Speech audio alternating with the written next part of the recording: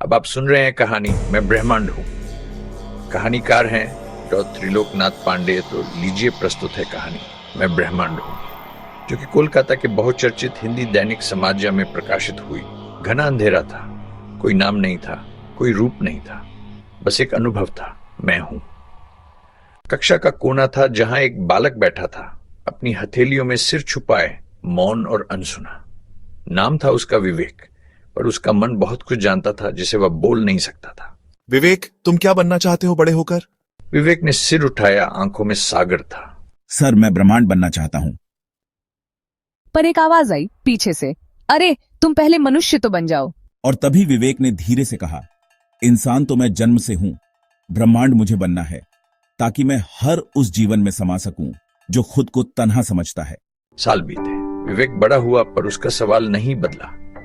वह अंतरिक्ष विज्ञान पढ़ा, ध्यान लगाया, शास्त्रों में गोता लगाया और कविताएं लिखी। पर सबसे बड़ा ज्ञान उसे मिला एक वृद्ध से, जो हिमालय की तलहटी में एक टूटी कुटिया में रहता था। विवेक ने पूछा, क्या ब्रह्मांड कोई चीज है जिसे पाया जा सकता है? वृद्ध मुस्कुराया। ब्रह्मांड कोई वस्तु नहीं, वो तुम्हारे भीतर की पहचान है। जब तुम सीमित पहचान से मुक्त हो जाते हो, नाम, जाति, धर्म, डिग्री, अहंकार सब छूट जाता है, तो बचता है केवल होना, और वहीं से ब्रह्मांड बोलता है। एक दिन तुम जान जाओगे कि तुम बस इस पृथ्वी पर रहने वाला प्राणी नहीं हो, बल्कि स्वयं पृथ्वी, आकाश, तारे और समय के पार का गीत हो। एक रात विवेक ने ध्यान में जाते हुए देखा, वो तिनका भी था जो नदी में बहता है, वो चांद भी था जो धरती को निहारता है, वो माँ की कोख भी था, वो अंतिम श्वास भी। वो सिर्फ एक व्यक्ति नहीं था, वो खुद जीवन था। और तभी उसका नाम बदल गया। अब लोग उसे कहते हैं ब्रह्मांड, पर नहीं जानते ये नाम नहीं, एक चेतना है।